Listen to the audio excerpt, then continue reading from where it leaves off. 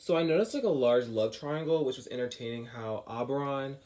sent Puck to do a simple task of having the queen fall in love with an animal, and how that ended up creating a lot of chaos. I thought that was very entertaining and something that I noticed. Also, the idea of like how priority of marriage, and this applies to like Aegeus like wanting Hermia to marry Demetrius, and also like the idea of like this concern of finding true love. When we see that in like the large friend group, more specifically like how like even though like there was a lot of chaos and like there was this big love triangle, at the end of the day like Hermia, even though like she was dealing with this like conflict of her father wanting her to marry Demetrius, like she still ended up with Lysander marrying him. Also, like I was confused on like the word like connivery, which as I looked it up, I was able to understand that like now like I know that like Bottom was he was highlighting the idea that his friends that when he was in the woods after he got transformed into like well his head got transformed to like the donkey ass, well at least the donkey, um that his friends he thought it was highlighting the fact that like he thought his friends were tricking him, and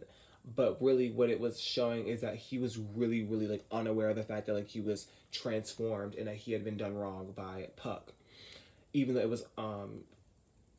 unintentional by Oberon. Also, like this idea of like gender is fluid is found within the play,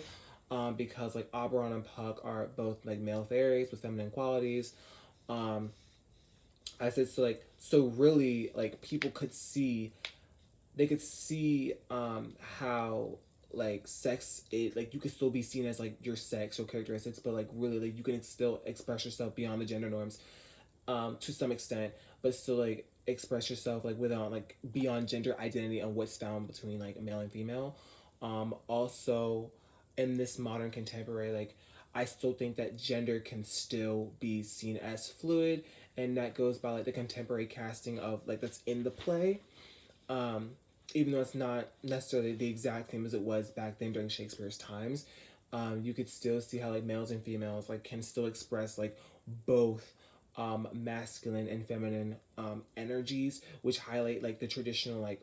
and the traditional norms of society now than it was years and years ago. And I will definitely say that after this entire play, that two questions I have would be like one would be like what would have happened if Oberon had never corrected his mistake, and also like how would the play have ended if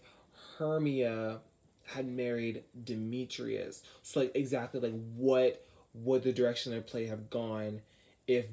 either of those things had taken effect?